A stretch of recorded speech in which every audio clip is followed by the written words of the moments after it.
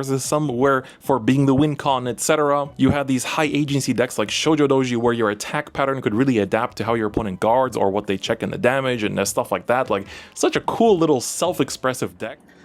This video is gonna come across really different than the rest of all my other deck profiles done during this period for DZBT15. And frankly, this video is gonna come across as very poorly edited.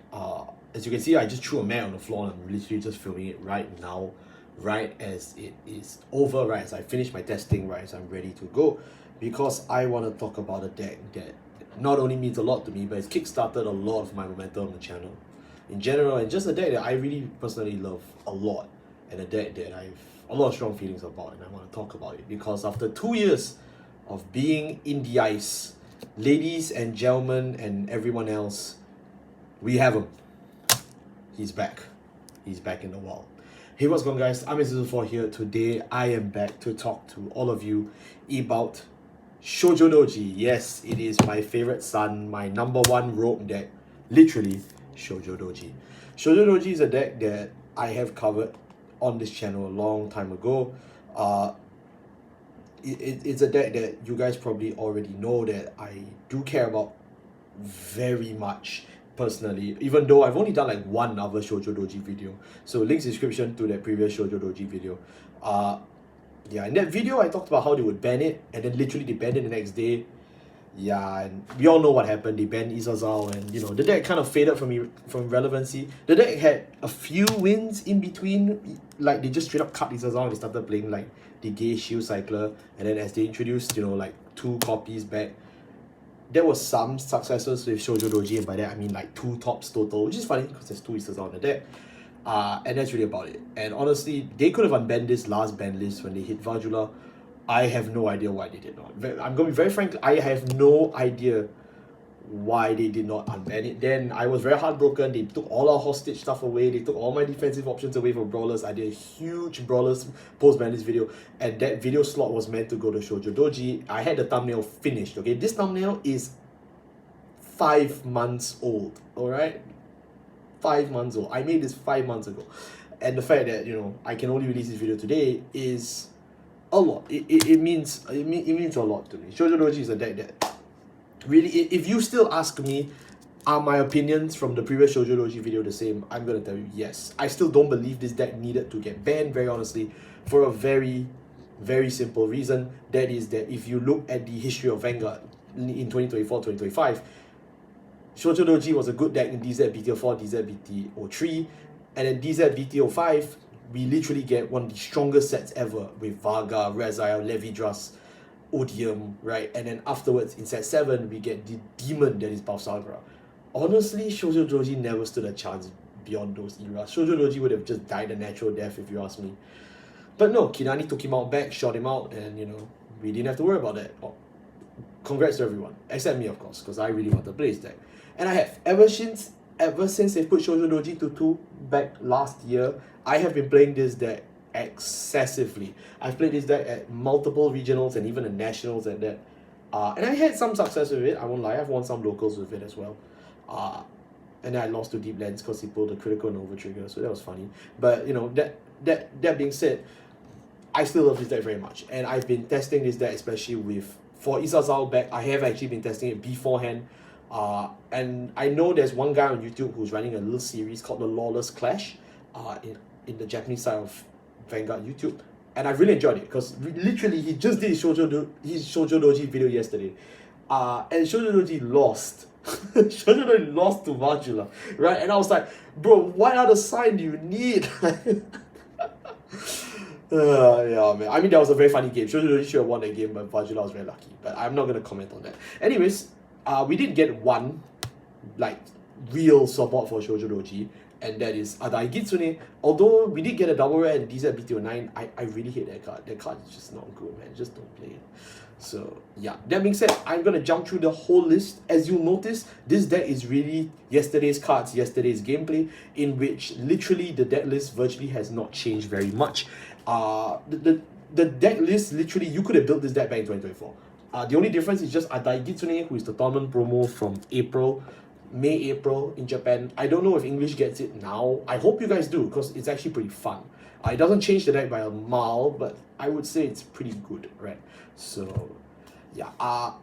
Discretion. You all will need to watch the previous Shojodoji video in order to understand, because I summarized the whole Shojodoji list in that video. This video, I'm just going to be building off those points. So this video, I totally expect it to be done in less than 10 minutes. Most of you who are watching this video, I fully expect you guys to already know something about Shojodoji. So if you don't know any fundamentals, there's plenty of people who've talked about it. This deck was talked about to death in 2024. People were like, oh, I hate this guy, he's so scary. He's not that bad, man. Especially when you see what he does now, it's the same. You compare this to Yakuza, and they just banned Yakuza. Praise the Lord. Thank you, Jesus. Yeah, I don't know why they didn't hit Nebula Knight's order. I was kind of hoping they did, but okay. If they're not going to, it's fine. And all the people who thought they would hit Genslot, that was really funny because of that one Dora Star post, and everyone thought that was going to come out to be true. I'm really glad it's not, because frankly, I just don't think Genslot's a problem of IG Icon. I know who it is, I just don't think it's Genslot. You can debate that in the comments. So yeah, let's actually get to the list. I think everyone wants to see the list, right? I think that's what we're all here for. Enough of the ban list and RMS whining. Let's talk about the deck. The right deck is exactly the same. It's just the same deck. You may have noticed my grade 3 is now a silver rare. Yeah, very funny. I managed to buy that this year at Christmas, and then this deck did come. I did manage to high rare and rebuild this deck thanks to Mcrafter 3000. So again, thank you so much for that. I really appreciated it, even though you may not know it. I do appreciate you. But I always tell people in public I hate you because, you know, let's be honest, you're not a good person. Grade 0, Shojodoji, still one of my favorite cards. I brought this deck to drink. I brought this card to drink at like the TCG bar at Akihabara when I went down to Tokyo. It was really funny. Like everyone was looking around like, what the hell do you bring a common? Bro, it's just a dude sitting on a rock drinking sake. Like, can you be offended by that? Nah, he's just chilling. He's just a man. Right, what's that meme in 2024? What chill dude? It's like some dog with a jacket. Yeah, it's just him, bro. It's just him. And of course, grade 1, the grade 1's still the same. I mean, they're all the same right line, right? So when you just place a Vanguard Circle, top 5, put a Stealth in your soul, Stealth in a bind. It's a net 0. It's not as strong anymore because you don't plus, whereas most right lines, now they just plus you a lot. This one doesn't. And of course, they have the same skill, which is that they can bring themselves back from the bind zone with a Soul Blast 1 when you bind the right deck copies, which it is the deck's one safety net to ensure you still have rear guards even when you play against a control matchup. But to be very honest with you, if you're binding Shojodoji, you kind of lost the game because you do need to bind your combo pieces. The grade 2, also the same when right, you top 5, you get to call a Stealth and move a Stealth into Soul. So this one is the better skill because it's a +1, and getting a top 5 for a Stealth, the whole deck's made out of Stealth. So yeah, you don't really need to worry about that. Grade 3 is still the same, Peak Personic. No, this is Windwater Stealth Rogue, Shojodoji. I hated the old grade 3 shoujo. I always thought it was really ugly. This one I have a lot more respect for. Still the same skill, counts as the original Peak Personic Stealth Rogue Shojodoji. EB3, bind 3 Stealth from your soul, choose up to 2 of your opponents' rear guards, they bind the cards on those circles, and then afterwards they bind a card from their hand, and then on a turn, you know, you can add the cards bound back, you can send it back to your hand. Oh yeah, I should also tell you, it chooses the opponent's rear guard circle and you bind all the cards on that circle. So it can get past some things because it binds the circle, but that ruling is a bit whiffy, so you should just check that out. And then last but not least, the final part is when he attacks or his attack, you move 2 of your rear guards into the soul, choose two cards with Stealth in the card name from your bind zone. You can call into 1 front and 1 rear guard back. 1 front and 1 back rear guard circle. Right, so you just can't call 2 front, don't cheat with this deck. It's pretty easy to cheat this deck, just don't do it. And then of course when this unit is being attacked, instead of calling the rear guards, you call the guardian circle, because that's pretty common sense, right? Like if you're being attacked, you want to call guardians, you don't call rear guards. Who the hell wants to call rear guards? Grim the Ghosty. So yeah, as you can see, the deck is exactly the same. Like really nothing has changed. He's still the same guy. Like there is no new right line, there is no whatever, still the same deck, and I still love it. Grade 3s, we'll just move through this deck list pretty quickly, I think. The grade 3s, we play 1 copy of Shojodoji in the right deck, 3 Persona. Very frankly, while I'm still testing this deck, I'm going to be frank, there is a non-zero chance we cut down on Persona, but at this point, just play 4, it's fine. 4 copies of Unprecedented. I know Unprecedented is like a Garnet because he's a +1, but he needs to be called by card effect, and he needs to be around when 2 more rear guards move into Soul, so like, If you're not, he is still 13k vanilla. That being said, we are now in an era where, you know, card advantage is very important. So Unprecedented being one of the 2 cards in this deck that actually +1, very important to play it for. You do need to open him. We have a new Regalis piece from last year. This is Shroud in Shadow. Shroud in Shadow, to keep a long story short, basically allows you to call rear guards from the drop zone with the sum of grades equal to your Vanguard. And if you have not wrote from the right deck this turn, you can actually pay the cost for free. If you call 1 or less rear guards to this effect, you move this card to the soul, although you should never do that. Just call 2, it's fine. Shojodoji has enough grades of 2s and 1s that you generally will benefit from calling a 2 and a 1. It is a +2, it is very good. And your energy is now being used by Atai Gitsune in the energy department, so you no longer needed to play Unite the Sky for that. I know previously we used to talk about how Unite the Sky curves Shoujo's energy and how it's very important. We've reached a point in the time where that's just not needed anymore thanks to new promo, so you can just pick up a better promo, and I would recommend Shroud in Shadow. Some people would tell you play Fire Regalis. I think that's fine. I think that's okay. It's just that so far when I'm testing it, I really like this card a lot more. But no harm to you if you wish to play Fire Regalis. Just know that Shojodoji is not a glitter, so you don't get that glitter clause. But you can just to play it, like, nothing wrong. Our grade 2s are really fast as well. Grade 2s, we still have the grade 2 Shojodoji in the right deck. Again, this one is exactly the same. Nothing has changed here as well. We play 4 copies of Tsukuyodachi. Previously, I talked about playing 3, but we've reached a stage where Divines has just moved so fast now. You just want to thin your deck as much as possible, so just play 4 to increase the hit rate. That being said, 4 copies of Ojishi. This one's pretty obvious. He's your main play starter. 4 copies of the GOAT, Izasaou, who has come back. Welcome back. He is unthawed from the ice. He is your only other card that +1. I know most people are of this opinion, and I'm glad that I can say it without being shot in the head this time. I think 4 Izasaou is fair. Right, like I genuinely think like with how much Dex Plus nowadays, especially when you take a look at like Basagra, Yakuza, Vajula, hell, look at Odium now, look at Deeplands. Is a CB1 call a guy that strong now? I don't know. I would say yeah, but considering Izasaou is the only one of his kind in this whole deck, like I can let him go. Look, I managed to buy the freaking FR off, like I bought it off Card Rush at like 400 yen, like I think in May or June. I bought it in June if I'm not mistaken. And that was just because they were like, you know what, the card's never gonna get unbanned. I'm like, are you sure about that? And I won. I'm sure that guy's kicking himself in the balls right now. I'm sorry, buddy. But yeah, the list is pretty much built itself. And as you can tell, we are focusing a lot on streamlining the deck, which is why we're playing 4 copies of Ojishi, 4 copies of Tsukuyodachi, and that philosophy really lends itself to the grade 2s as well. For our grade 2s, we also play, still 1 copy of grade 1 Shojodoji in the right deck. This one, again, doesn't really change anything. Now, I did mention this in the previous video, but now we absolutely have to go back to 4 Folktale.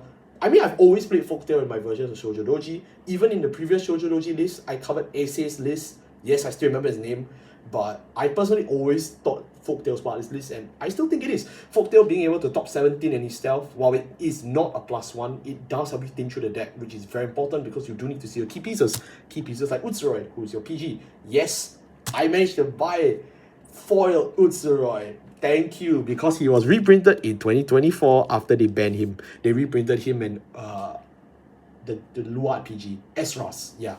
So I managed to get that, and then when I went down to Osaka, I went down to I think it was Hurricane Number. I can't remember the name. I went down to a card shop in Osaka for DZ 6 in 2024, and I managed to pick up like the original Strike That Set foil for like, I think it was like 500 yen. I have no idea how they were selling it at this price. Like, this should not have been 500 yen, but I got it, so very grateful. Yeah, so yeah, very, very happy that I finally actually got it. I know the previous video I didn't show my Shiranui PGs, but you know, I'm glad now I get to show it off because you know, it is a cool card. It's just I don't like Shiranui.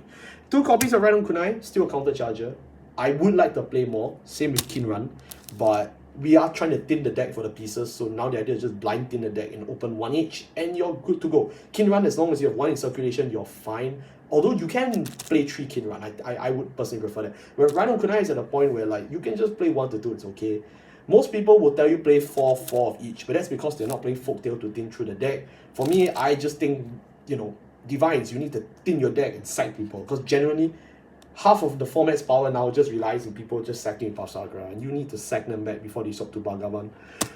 2 copies of our brand new promo. This is Stealth Beast Atai Kitsune. Atai Kitsune functions in the same role as Kagechika, who used to be in this deck but not anymore. Same skill, which is placed on Vanguard Circle with Vanguard Shojodoji. Choose a stealth from your drop zone, move it to the soul. Do note that because you're moving it from the drop zone into your soul, you do not trigger Tsukuyodachi. It is cheating if you do that. Don't do that. I know who you are. So other than that, it functions exactly the same as Kagechika, but this time her second skill actually works with the deck's move-in function, which Shoujo has.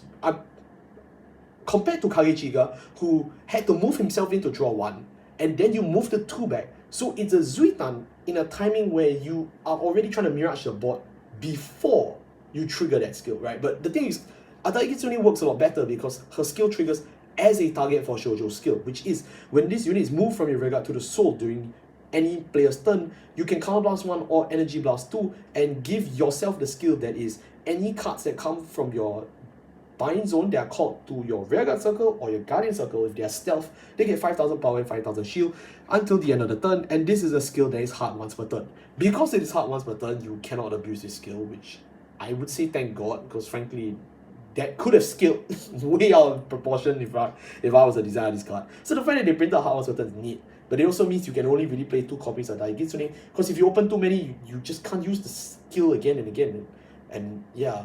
Frankly, I think this is the way I liked them to end Kagechika's reign on Shojodoji, wherein there are some people that didn't play Kagechika because they just didn't care about the safety net from the drop zone. I've always cared about the safety net from the drop zone, but I always felt that playing 4 Kagechikas excessive. Printing a Kagechika clone that's only played at 2 copies, I frankly think that is the best way to solve the problem, right? It pushes the intended design in the right direction, so I am happy. And I realized this video is already going way longer than I intended. I'm really sorry. So let's just cut to the chase. Grade Zeros. Everyone knows what a Grade Zero is. This is Shojodoji. Grade Zero Shojodoji. Not much to talk about him. 8 crits. Obviously, you need to play the stealth crits because this is a stealth deck. 3 draws. This is a development that came to me, especially after I was winning a lot of my locals in February of this year. And then Shojodoji is so piece reliant right now and has enough power around the 33k axis. You straight up do not need fronts anymore. I thought it was high when I thought that because I was like, wait a minute, but this is an aggro deck. You want fronts. And then I realized if you just don't have enough pieces, you just lose the game outright. So we're back to draws. And frankly, if you look at all the Shojodoji lists that have topped this year, they are all on 4 draws and then 4 fronts. For me, I just think just play 8 crit. This is Cardfight Vanguard, just sack him out. And frankly, the front doesn't trigger all the time because if you are not going for one of your combo turns with with Tsukuyodachi, it doesn't really make any sense to pull a front anymore because you only have 2 units on the front row. That being said though, a draw is applicable on every stage of the game, be it early game, late game, everything. You don't really deck out with this deck because frankly, you kind of aim to kill by turn 5 to turn 6 maximum, but generally you want to kill on turn 3 or turn 4, so the draw is fine. 1 over trigger. I bought the Yakuza Dragon Bioti because I just thought it's funny. Yeah, and Yakuza's banned. Woohoo! For heals, it needs to be the stealth heal. Yeah.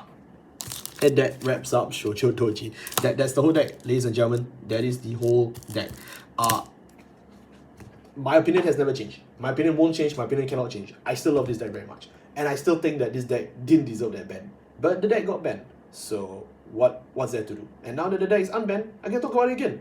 Frankly, Shojodoji is in a spot where, you know, he's literally the same deck as he was in 2024. Like, as I showed you with Kagechika, and now is a Daikitsune, the function of the deck has never changed, right? Like, all this banlist does is just return 4 Izasaou back to us, which is something we had back in 2024. So realistically, we're playing a 2024 deck in 2026. Granted, a lot of people may still have the opinion, oh, Shojodoji was way ahead of the curve in, DZBTO3. I'll be frank, yes, but not for the reason you think. Shojodoji was ahead of the curve because he was an aggressive control deck, which is something that always does well when a format just starts, right? Aggressive control decks always do well, let's be fair. And that's generally why this deck could do so well in that short period of time from June, July, August, and then that was it. If you look at the decks from September, like Night Rose, Varga, Rezael, Levidras. Do you really think a deck like Shojodoji could stand a chance? I don't think so. Hell, whenever I play this deck, when I fight stuff like Yakuza, Aichi Icon, what's that other deck that's very annoying nowadays? Oh, it slipped my brain, I'm so sorry. Estacion Kachidoki, you just lose straight up because the decks have evolved so much more since Shojodoji got banned. Like, it's not even funny now. You're playing a 2024 deck in 2026. It's not that great, but it is still fine. Shojodoji as an aggressive control deck still prospers because, like I said, it is an aggressive control deck. Aggressive control decks will always be able to take some people out. There are just some people that are just not prepared for this level of aggression, not prepared for them being able to lose cards in the hand and rear guard circle, and it helps. But of course, granted how much resources decks now generate nowadays, you know, look at Hard Lulu, right? He just gets a whole board for nothing. Same with Get Radius Phantom. Decks like this, you just cannot punish anymore because they are built to have such a safety net. Shojodoji doesn't have a safety net, and he's meant to kill people that don't have safety nets, right? And that's just a thing now that this format has, and we'll just have to deal with it as Shojodoji players. Frankly, the fact that every one of these cards here still belongs to the original 2024 deck, and very little of the deck actually has been power cracked or replaced, I think that's the ultimate testament to where this deck is at this point. If you are a Shojodoji fan, take back your deck, go and play. It's really fun still, but just don't expect to win the event, is what I would say. Like, it's not going to happen. Really, it's not. Like, you have to fight Harry. Do you want to fight Harry? I don't know. You guys can't even fit a copy of Elementaria Sanctitude for fear of breaking your top 5. Are you sure you want to fight Harry? I don't know, man. I just don't think this is a hill you want to die on. But you know what? I will die on this hill. I will definitely bring this deck to every locals I play from now on for the rest of this year. Absolutely. I think people who have seen me at locals for this year know I've been playing Shojodoji on and off quite a fair bit. So like at this point, I'm just gonna continue, man. I love this deck so much. I'm just so glad this deck got unbanned, because my god, they could have unbanned this in March. Nothing would have happened in my opinion. Considering when you look at March's meta game, it was way worse, right? So like, man, I'm just really glad. I'm just really glad I got this deck back. So I'm really thankful. Thank you, Kidani. Thank you for listening. Holy crap, because my goodness, if they didn't unban Izasaou this ban list, I'll have no clue what I would do, man. I would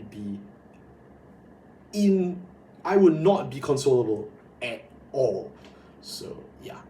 Thank you so much for watching. I'll see you next time. I really apologize that this was a very last minute video just being dropped. The fact that first and foremost, my channel members have no idea I even dropped this. Right? This video is being filmed in a 24-hour spate. And yeah, I'm just really happy I got to cover this. I think it's like 3 AM where I am now. Yeah, I should check the time, man. Holy crap. I should really go and sleep. I've got work tomorrow. Oh, brother. And I still gotta edit the deck too.